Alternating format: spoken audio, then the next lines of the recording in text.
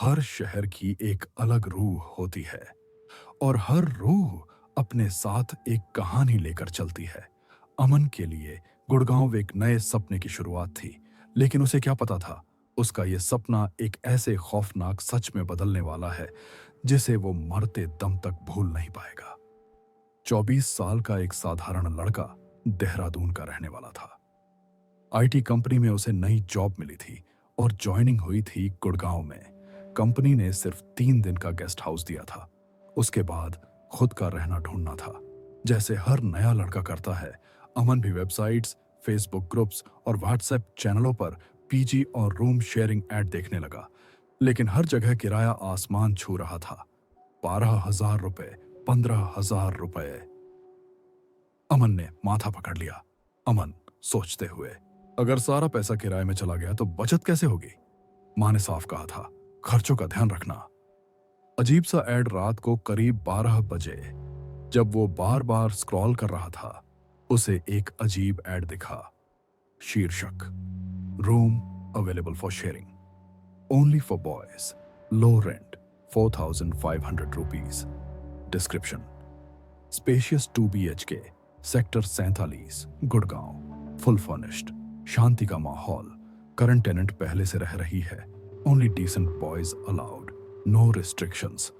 Attach photo धुंधली थी, कमरे के कोने में जैसे कोई छाया खड़ी हो। मगर अमन ने सोचा, शायद कैमरे का धोखा होगा। अमन मन ही मन, सेक्टर 77 ऑफिस से भी पास है और किराया सिर्फ 4,500 रुपए। यह तो बहुत बढ़िया है। उसने तुरंत नंबर मिलाया। दूसरे सिरे पर एक लड़की की आवाज आई, बेहद मीठी, सधी हुई आवाज। हेलो अमन। जी। वो रूम शेयरिंग का ऐड देखा था। आवाज धीरे, लगभग सम्मोहित करने वाली। हाँ, कमरा खाली है, तुम देख सकते हो। बस एक बात है, मैं भी वहीं रहती हूँ। अमन हैरान, आप लड़की हो?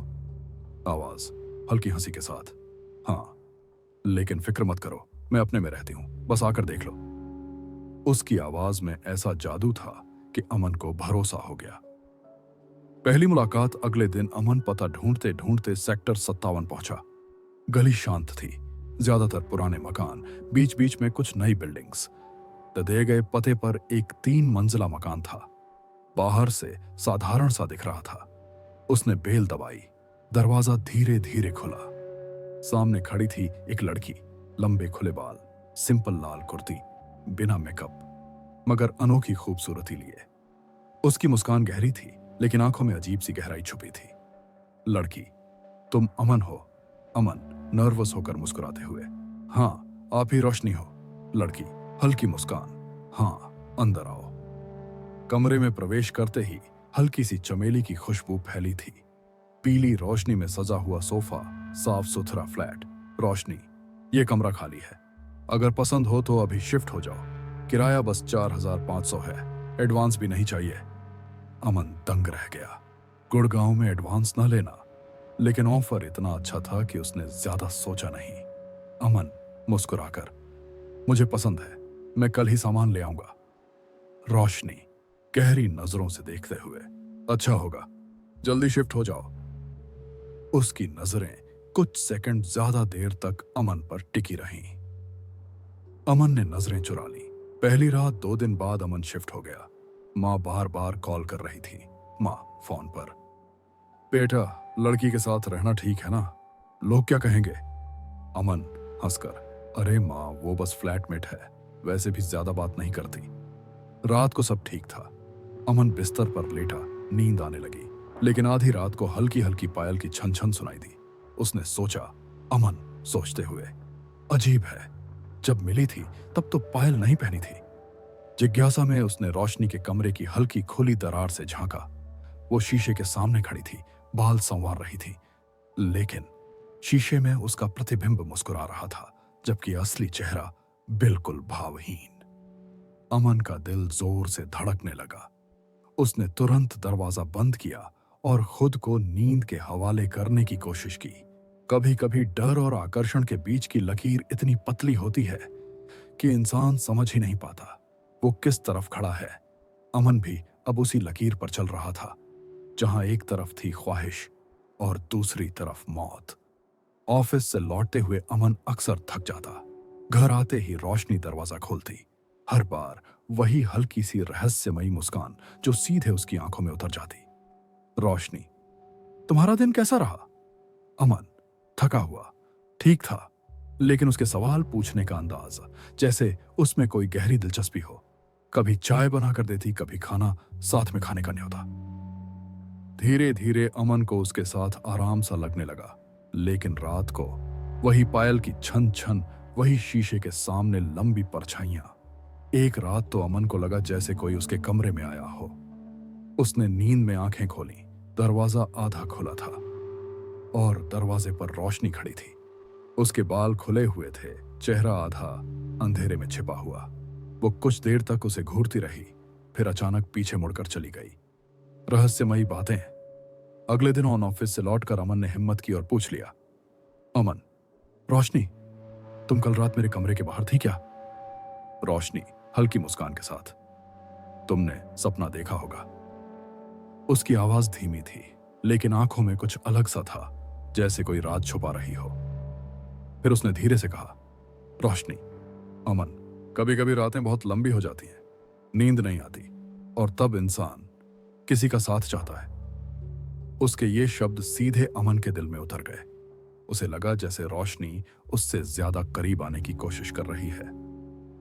पहला डिनर कुछ दिन बाद रोशनी ने कहा, रोशनी, आज डिनर साथ में करते हैं, मैंने तुम्हारे लिए कुछ बनाया है। टेबल पर खाना रखा था, खुशबू लाजवाब। अमन खाते खाते नोटिस करता रहा कि रोशनी की नजरें उस पर टिकी रहती हैं। उसकी मुस्कान, उसकी आवाज, सब में एक अजीब सा नशा था। रात गहराने लगी। खाना खत्म होने के बाद अचानक लाइट चली गई। पूरा फ्लैट अंधेरे में डूब गया। रोशनी ने धीरे से कहा, रोशनी, फुसफुसाकर, डरो मत, मैं हूं ना। और तभी अमन ने महसूस किया कि उसका हाथ धीरे से उसके हाथ पर रखा हुआ है। हाथ बेहद ठंडा था, लेकिन अमन ने हटाया नहीं। उस पल उसे समझ नहीं आया कि ये डर है या आकर्षण। दर्पण का सच रात को अमन पानी लेने उठा। किचन के पास से गुजरते हुए उसने देखा, रोशनी फिर से शीशे के सामने खड़ी है, लेकिन इस बार उसका प्रतिबिंब गायब था। शीशे में सिर्फ खाली कमरा दिख रहा था। अमन की रीढ़ में ठंडक दौड़ गई। वो भागकर अपने कमरे में लौट आया। फुसफुसाहट अगली रात जब अमन सो रहा था, उसे कानों में धीमी फुसफुसाहट सुनाई दी, जैसे कोई उसके कान के पास आकर कह रहा हो। आवाज, अमन, मुझे तुम्हारी जरूरत है। वो डर के मारे उठा, लेकिन कमरे में कोई नहीं था, सिर्फ खिड़की से आती ठंडी हवा और कमरे में चमेली की वही खुशबू। बढ़ती नजदीकियां है रोशनी दिन में सामान्य रहती, मगर रात को उसका व्यवहार बदल जाता। कभी अमन के बेहद करीब बैठ जाती, उसकी आंखों में गहराई से देखती, कभी अचानक उसके कमरे में चली आती, कहती, रोशनी, नींद नहीं आ रही क्या, थोड़ी देर बात कर सकते हैं? उसकी आवाज में ऐसा खिंचाव होता कि अमन मना ही नहीं कर पाता। धीरे धीरे अमन उसके जादू में बंधने लगा। वो समझ नहीं पा रहा था, क्या ये सिर्फ एक खूबसूरत लड़की की मासूम बातें हैं या इसके पीछे कोई अंधेरा सच छिपा है। अमन अब एक ऐसे जाल में फंस चुका था जहां ख्वाहिश और खौफ एक दूसरे से टकरा रहे थे, लेकिन उसे नहीं पता था ये जाल उसकी रूह तक को निगल जाएगा। इंसान जब किसी अजनबी की आंखों में डूबता है तो या तो उसे मोहब्बत मिलती है या मौत। अमन अब रोशनी की उन आंखों में हर रोज डूब रहा था और उसे पता भी नहीं था कि वो कहां तक जा चुका है। अब अमन का पूरा शेड्यूल बदल गया था। ऑफिस से लौटकर वो सीधा रोशनी के पास बैठ जाता। रोशनी बात करने में इतनी मोहक थी कि वक्त का पता ही नहीं चलता। कभी वो अपनी अधूरी कहानियां सुनाती। रोशनी धीरे से, मेरा कोई नहीं है, सब छोड़कर चले गए, बस ये घर है और मैं। उसकी आवाज में इतना दर्द होता कि अमन का दिल पिघल जाता। वो सोचता, शायद यही वजह है कि वो इतनी अकेली है, लेकिन उसी वक्त उसके चेहरे पर आ जाने वाली रहस्यमयी मुस्कान अमन के मन में सवाल भी खड़े कर देती। एक रात रोशनी अमन के कमरे में आई। कमरे की बत्ती बुझाकर खिड़की से आती चांदनी में उसका चेहरा और भी चमक रहा था। वो बिस्तर के किनारे बैठ गई। रोशनी फुसफुसाकर, अमन, क्या तुम्हें कभी लगता है कि कोई तुम्हें बहुत गहराई से चाहता है, इतना कि वो तुम्हें कभी छोड़ ही ना सके? अमन का गला सूख गया। अमन धीरे से, पता नहीं। रोशनी झुककर उसके और करीब आ गई। उसकी सांसें ठंडी थीं, लेकिन उनमें अजीब सी गंध थी, जैसे सड़े हुए फूलों की। रोशनी मुस्कुराकर, मैं चाहती हूं तुम मेरे हमेशा के साथी बनो। अमन का दिल जोर से धड़कने लगा। वो डरा भी था और अजीब तरह से आकर्षित भी। छुपा हुआ सच अगले दिन ऑफिस में अमन ने अपने दोस्त को बताया। अमन, यार रूममेट है, थोड़ी अजीब है। रात को अजीब बातें करती है, कभी शीशे के सामने खड़ी रहती है और कभी बिना वजह मुस्कुराती है। दोस्त हंस पड़ा। दोस्त, बेटा तुझे लॉटरी लगी है, लड़की खूबसूरत है और तू अकेला है, ज्यादा सोच मत। अमन भी हंसने लगा, लेकिन अंदर से वो जानता था कुछ गड़बड़ है। कुछ दिन बाद रोशनी ने अचानक कहा, रोशनी, आज हम डिनर मोमबत्ती की रोशनी में करेंगे। टेबल पर मोमबत्तियां जल रही थीं, हवा में चमेली की गहरी खुशबू थी। रोशनी ने लाल साड़ी पहन रखी थी, बाल खुले थे। वो इतनी सुंदर लग रही थी कि अमन की नजरें हट ही नहीं पा रही थीं। खाने के बाद वो अचानक उठी और धीरे से बोली, रोशनी, क्या तुम मुझे डांस में साथ दोगे? कमरे में कोई म्यूजिक नहीं था, लेकिन जैसे किसी अनसुनी धुन पर वो धीमे धीमे झूमने लगी। अमन भी अनजाने में उसके साथ कदम मिलाने लगा। उसकी चाल मोहक थी, लेकिन अजीब भी। अमन ने ध्यान दिया, जब वो घूमी, उसके पैर पीछे की ओर मुड़े हुए थे। उसका खून जम गया, लेकिन अगले ही पल रोशनी ने उसका चेहरा थाम लिया और उसकी आंखों में झांकने लगी। रोशनी गहरी आवाज में, डरो मत, तुम मेरे हो। रात गहराती जा रही थी। रोशनी ने मोमबत्तियां बुझा दी। कमरा अंधेरे में डूब गया, बस खिड़की से आती हल्की चांदनी। वो धीरे धीरे अमन के बेहद करीब आ गई। उसके होंठ लगभग अमन के होंठों से छूने ही वाले थे। अमन कांप रहा था, वो चाहता भी था और डर भी रहा था। उसी पल उसे लगा जैसे कमरे की दीवारों से फुसफुसाहट आने लगी हो, मत मान, मत मान। लेकिन रोशनी की आंखों में देखते ही उसकी हिम्मत टूट गई। वो उसकी बाहों में चला गया।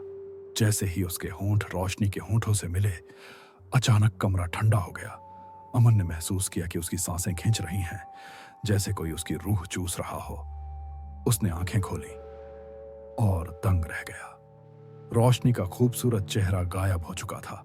उसकी आंखें लाल जल रही थीं, दांत नुकीले और लंबे हो गए थे और उसकी जीभ पर काला चिपचिपा खून टपक रहा था। रोशनी गहरी आवाज में, तुम अब मेरे हो, तुम्हारी हर सांस मेरी है। अमन ने चीखने की कोशिश की, मगर आवाज गले में ही दब गई। अमन अब उस जाल में पूरी तरह फंस चुका था, जहां उसे लगा था कि उसे सुकून मिलेगा। वहां उसकी जिंदगी का सबसे बड़ा खौफ उसका इंतजार कर रहा था। जब इंसान हद से ज्यादा खिंचाव महसूस करता है, तो वो समझ नहीं पाता कि वो मोहब्बत है या मौत का जाल। अमन अब रोशनी की गिरफ्त में पूरी तरह बंध चुका था, लेकिन उसकी असली प्यास अभी बाकी थी। उस रात अमन अचानक नींद से जागा। कमरे में अंधेरा था, पर हल्की फुसफुसाहट सुनाई दे रही थी। उसने उठकर देखा, रोशनी आईने के सामने खड़ी थी। उसके बाल बिखरे हुए थे, होंठों पर लाल धब्बे थे और उसके हाथ में किसी जानवर की हड्डी जैसी चीज थी। वो आईने में खुद को देखकर मुस्कुरा रही थी, लेकिन आईने में उसका चेहरा कुछ और ही दिख रहा था। झुर्रियों भरा, आंखें गड्ढों में ढंसी हुई, खून से सना हुआ मुंह। अमन की सांसें रुक गईं। अचानक रोशनी पलटी और उसकी ओर बढ़ी। रोशनी फुसफुसाकर, अमन, मुझे फिर से प्यास लगी है। उसकी आवाज पहले जैसी मीठी नहीं थी, बल्कि गहरी, खरखराती हुई, जैसे हजारों आत्माएं एक साथ बोल रही हों। वो अमन के करीब आई और उसकी गर्दन पर अपने नुकीले नाखून फिराने लगी। अमन का शरीर सुन्न पड़ गया। एक पल में रोशनी ने अपना मुंह उसके चेहरे के पास लाया। उसकी लंबी जीभ बाहर निकली और अमन की नाक और होंठों से खून रिसने लगा। अमन ने आखिरी बार उसकी आंखों में देखा। वो आंखें मोहब्बत नहीं, बस मौत और भूख से भरी थीं। फिर उसकी पूरी रूह खींचकर बाहर चली गई। अमन का शरीर बिस्तर पर निश्चल गिर पड़ा। उसका चेहरा सूखा हुआ, आंखें खोखली। रोशनी ने उसकी लाश की तरफ देखा, धीरे से मुस्कुराई। वापस वही खूबसूरत चेहरा पा लिया। वो शांति से मोबाइल उठाती है, OLX फेसबुक हाउसिंग ऐप खोलती है, वहां नया रूम शेयरिंग ऐड डालती है। Girls and boys welcome, fully furnished room, low rent. Location Gurgaon. Contact Roshni